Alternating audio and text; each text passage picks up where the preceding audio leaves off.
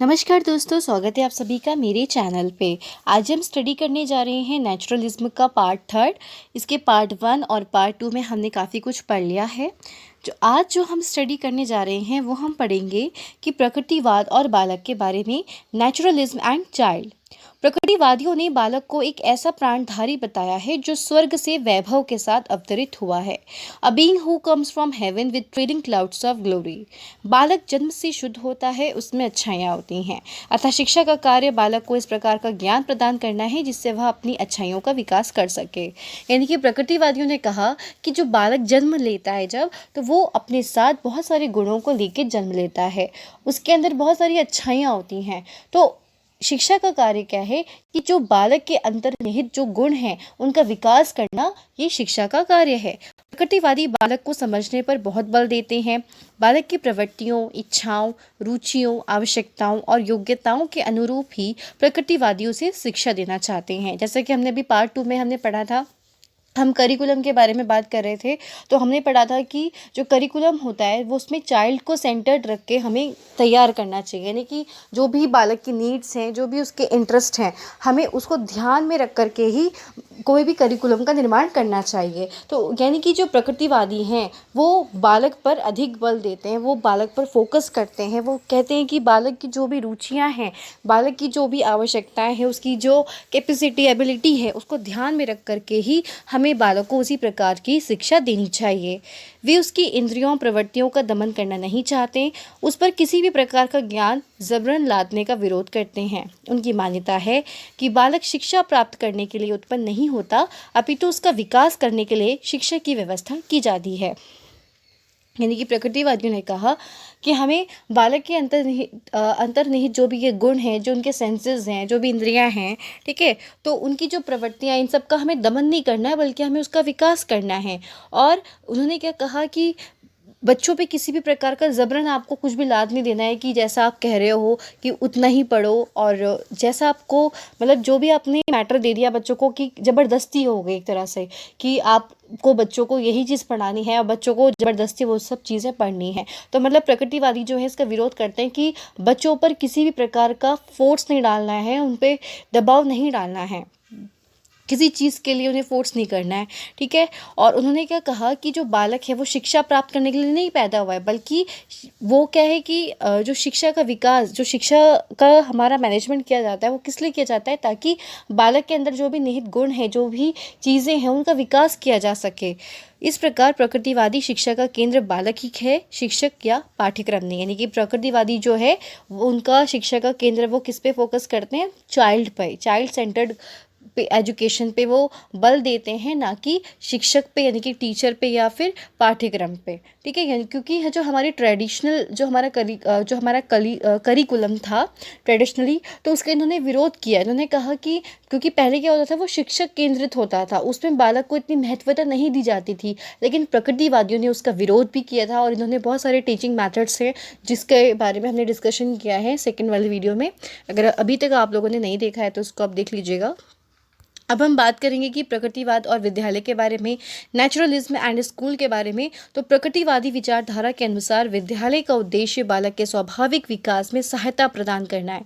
प्रकृतिवादी इस उद्देश्य की पूर्ति के लिए विद्यालय की व्यवस्था स्वतंत्र प्राकृतिक समाज यानी कि फ्री एंड नेचुरल सोसाइटी के रूप में करना चाहते हैं, जहाँ बालक को उसके स्वाभाविक विकास के लिए उचित वातावरण मिल सके। वे विद्यालय की व्यवस्था में कठोर, दृढ़ और कृत्रिम बंधन को स्वीकार नहीं करते। यानी कि जो प्रकृतिवादी हैं उन्होंने क्या कहा कि हमें जो भी विद्यालय की व्यवस्था करनी है वो स्वतंत्र प्राकृतिक समाज के रूप में करनी है, जहाँ पे बालक को स्वतः सीखने के लिए, खुद सीखने के लिए एक अच्छा इन्वायरमेंट मिल सके, ताकि जो बच्चा है वो खुद अपने एक्सपीरियंस के बेसिस पे कुछ करके सीखे, ठीक है, लर्निंग बाय डूइंग करके सीखे।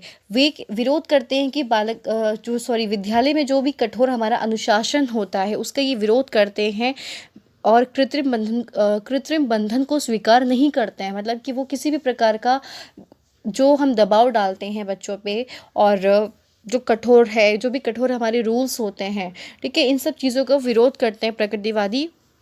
वे क्या करते हैं, वे विरोध करते हैं कि किसी भी प्रकार का बाहरी नियंत्रण नहीं होना चाहिए। वे नहीं चाहते कि बालक पे किसी भी प्रकार का दबाव नहीं पड़ना चाहिए। वे चाहते कि विद्यालय में स्वतंत्रता का वातावरण हो, जहाँ बालक को अपने विकास की पूर्ण स्वतंत्रता प्राप्त हो। रॉस ने लिखा कि विद्यालय ऐसे स्थल पर होने चाहिए जहाँ पर बालक हानिकारक प्रभावों से दूर रहे। प्रकृतिवादी स्वशासन पर बल देते हैं और समय चक्र को हे दृष्टि से देखते हैं, मतलब इनकी सेल्फ डिसिप्लिन पे वो बल देते हैं प्रकृतिवादी। और जो हमने एक टाइम टेबल हम डिसाइड कर देते हैं ना, कि आपको इतने बजे से ये करना है, स्कूल आना है, आपको ये पीरियड पे ये पढ़ना है, इतने मिनट पढ़ना है, आपको यही चीज़ याद करके आनी है, तो मतलब कि ये हमारा समय चक्र को है, ये उसका विरोध करते हैं, उसको हे दृष्टि से देखते हैं प्रकृतिवादी। अब हम बात करेंगे प्रकृतिवादी और अनुशासन के बारे में, यानी कि नेचुरलिज्म एंड डिसिप्लिन। तो जो प्रकृतिवादी हैं वो शारीरिक दंड देने में विश्वास नहीं करते हैं। वे ना तो बालक को मारना पीटना चाहते हैं और ना ही उस पर कठोर नियंत्रण रखना चाहते हैं, क्योंकि इससे बालक की स्वाभाविक प्रवृत्तियों का दमन होता है और उसका विकास रुक जाता है। यानी कि जो प्रकृतिवादी हैं वो विरोध करते हैं कि बालक को किसी भी प्रकार का शारीरिक दंड नहीं देना चाहिए, क्योंकि इससे बालक क्या होता है, डर जाता है, इससे बच्चे का मतलब विकास नहीं हो पाता है। फिर है वे अनुशासन स्थापित करने के लिए बाहरी हस्तक्षेप को आवश्यक नहीं समझते। वे स्वतंत्रता का नारा लगाते हैं। इसको याद कर लीजिए, बिल्कुल रट लीजिए कि कौन सा वाद था जो स्वतंत्रता पर बल देता था, तो हमारा प्रकृतिवाद था। ठीक है। रूसो ने लिखा है कि बालक को कभी दंड नहीं दिया जाना चाहिए। स्वतंत्रता न कि शक्ति सर्वश्रेष्ठ वस्तु है। ये किसने कहा? ये रूसो ने कहा कि children should never receive punishment, freedom and not power is the greatest good. फिर प्रकृतिवादी प्राकृतिक परिणामों द्वारा अनुशासन, यानी कि डिसिप्लिन बाय नेचुरल कॉन्सिक्वेंसेस में विश्वास करते हैं। वे मानते हैं कि प्रकृति स्वयं एक शिक्षिका है जो बालक को अनुशासन की शिक्षा भी देती है। प्राकृतिक नियमों का उल्लंघन करने वाले को प्रकृति स्वयं दंड देती है। ये किसने कहा? ये प्रकृतिवादी ने कहा कि जो प्रकृति है वही क्या एक शिक्षिका है, और बालक क्या करता है, अपनी उसी शिक्षिका से, यानी कि अपनी उस प्राकृतिक वातावरण में रह करके सीखता है।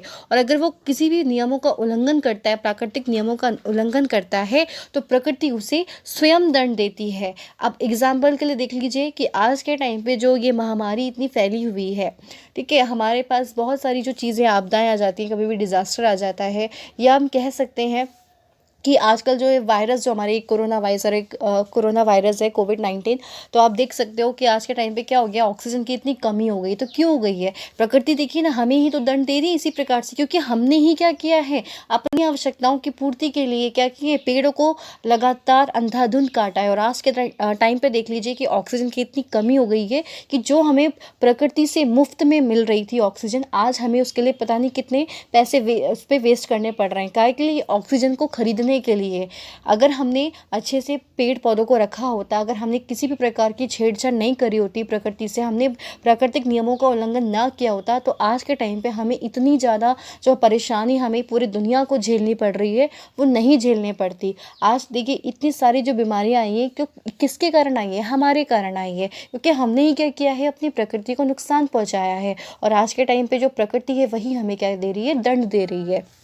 तो इसका आप देख सकते हैं, अभी हमारा ये प्रेजेंट का एग्जांपल है कि जो हमें ऑक्सीजन की जो आजकल इतनी कमी है कि ऑक्सीजन के सिलेंडर्स जो है इतने महंगे महंगे बिक रहे हैं। और ऑक्सीजन सोचिए जो हमें नेचुरली हमें मिल रही थी, लेकिन हमारी ही गलती की वजह से हमने, ये जो हमारी गलती है ना, उसी का ये हमें भुगतना पड़ रहा है, ये पूरी दुनिया को भुगतना पड़ रहा है, क्योंकि हमने क्या किया है, प्रकृति के साथ गलत किया है ना। अब ज़्यादा डीप में नहीं जाएंगे, लेकिन ये चीज़ है, ये एक एग्जाम्पल है कि हमने क्या किया कि हमने प्रकृति के साथ छेड़छाड़ करी, तो उसने क्या किया, खुद हमें दंड दिया। तो वही प्रकृतिवादी ने कहा कि बालक को स्वतंत्र छोड़ दो, अगर वो कुछ भी नियम का उल्लंघन करता है तो प्रकृति उसे स्वयं दंड देगी।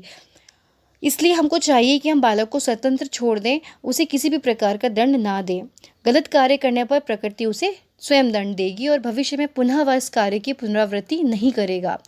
रूसो के शब्दों में अनुशासन सदैव बालकों की गलतियों के प्राकृतिक परिणामों के द्वारा होना चाहिए, यानी कि discipline should always come by the natural consequences of children's fault.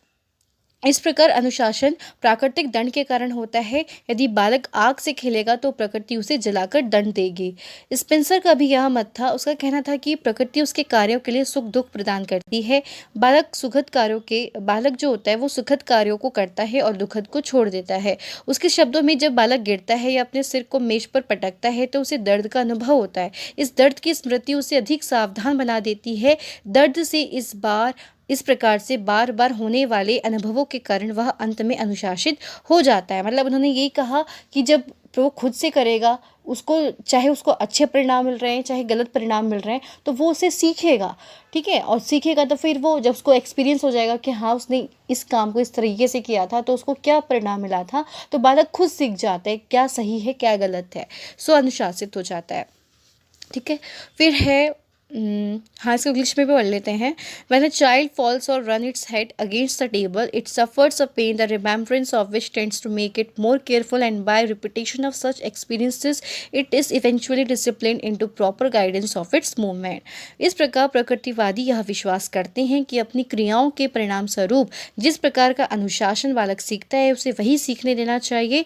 इस प्रकार के अनुशासन व्यवस्था में बालक के साथ कोई अन्याय नहीं होता और वह स्वतंत्र रूप से अपने व्यक्तित्व का विकास कर सकता है। फिर है प्राकृतिक परिणामों के द्वारा अनुशासन के सिद्धांत की कटु आलोचना हुई है। कहा जाता है कि प्रकृति का निर्णय सदैव महत्वपूर्ण नहीं हो सकता। एक छोटी सी भूल के लिए बालक को बहुत बड़ी सजा भी मिल सकती है। हेक्सले ने भी अनुशासन के सिद्धांत की आलोचना की, यानी कि जो हमारे प्रकृतिवादी हैं इन्होंने जो चीज़ें कही हैं तो इनका कुछ बातों पर इनकी आलोचना भी हुई है। उनके अनुसार प्रकृति के द्वारा तो उचित अनुशासन की कल्पना भी नहीं करनी चाहिए। और आदर्शवादियों ने अनुशासन स्थापित करने के सिद्धांत की आलोचना करते हुए कहा कि यह सिद्धांत नैतिक शिक्षा प्रदान करने में सर्वथा असमर्थ है। किसने कहा? यह आदर्शवादियों ने कहा। अब हम बात कर लेंगे कि जो हमारे प्रकृतिवाद है उनकी शिक्षा को देन क्या है, कि contribution of naturalism to education. तो यद्यपि दर्शन के क्षेत्र में प्रकृतिवाद ने हमें जीवन का कोई ठोस आधार प्रदान नहीं किया, परंतु बालक की प्रकृति का अध्ययन कर उसने शिक्षा जगत को बहुत बड़ी देन दी है। इसने सबसे पहले बालक के महत्व को स्वीकार किया। यही वह विचारधारा है जिसने शिक्षा में परिवर्तन कर दिया। आदर्शवाद में शिक्षक और पाठ्यक्रम प्रमुख थे। प्रकृतिवाद ने बालक की स्वाभाविकता, स्वतंत्रता और क्रियाओं पर बल दिया। वास्तविकता यही है कि बालक शिक्षा प्राप्त करने के लिए पैदा नहीं होता है, अपितु अपने जीवन को सुखमय बनाने के लिए वह शिक्षा प्राप्त करता है। तथा शिक्षा की व्यवस्था बालक की रुचियों, रुझानों, योग्यताओं और आवश्यकता के अनुसार ही होनी चाहिए। प्रकृतिवादी विचारधारा के परिणाम स्वरूप ही जब शिक्षा का पाठ्यक्रम और शिक्षण विधियां बालक की रुचियों और आवश्यकताओं के आधार पर निश्चित होती हैं, प्रकृतिवाद के फलस्वरूप ही शिक्षण विधियों में ज्ञान इंद्रियों का प्रयोग अनुभव द्वारा सीखने, क्रिया द्वारा सीखने तथा खेल खेल में सीखने पर बल दिया गया है। तो ये इंपॉर्टेंट चीज़ें हैं।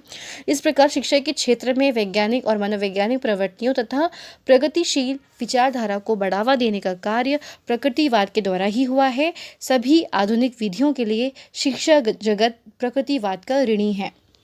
यानी कि आज के टाइम पे जो हमने ये बहुत सारे मेथड्स हमारे टीचिंग के हैं वो हमारे प्रकृतिवादी ही लाए हैं, तो इसलिए इनका भी यहाँ पे काफ़ी महत्वपूर्ण योगदान है। तो ये हमारा जो प्रकृतिवाद है ये कंप्लीट हो गया है हमारे 3 वीडियोस में, और आई होप कि आपको अच्छे से समझ में आ गया हो। इसका जो PDF है वो मैं टेलीग्राम पे डाल दूँगी, तो वहाँ से आप लोग इसको PDF को डाउनलोड कर लीजिएगा। तो चलिए आज के लिए इतना ही, फिर हम मिलते हैं एक नेक्स्ट वीडियो में एक न्यू टॉपिक के साथ। तब तक के लिए धन्यवाद।